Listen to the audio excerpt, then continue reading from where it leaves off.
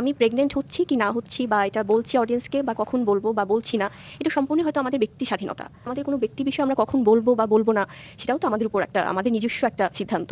আমার সন্তানকে আমি কিভাবে বড় করবো, রেসপন্সিবিলিটি কিভাবে নিব, ওর জন্য দুধ কিনতে হয়, ডাইপার কিনতে হয়, হসপিটালে নিতে হয় সব।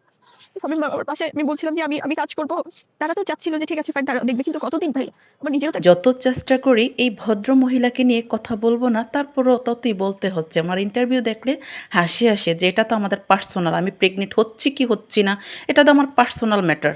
তো এই পার্সোনাল জিনিসটা পরে কেন প্রফেশনালে আইসা পড়ে, বাচ্চা হওয়ার পরে আপনারাই বলুন।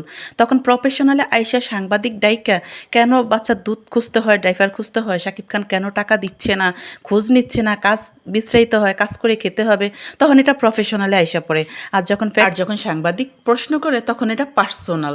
আর আইসা পরে বাচ্চা দুনিয়াতে প্রফেশনাল। ভাই হাসবো এর কথা শুনলে, ইন্টারভিউ দেখলে শুধু হাসি আসে।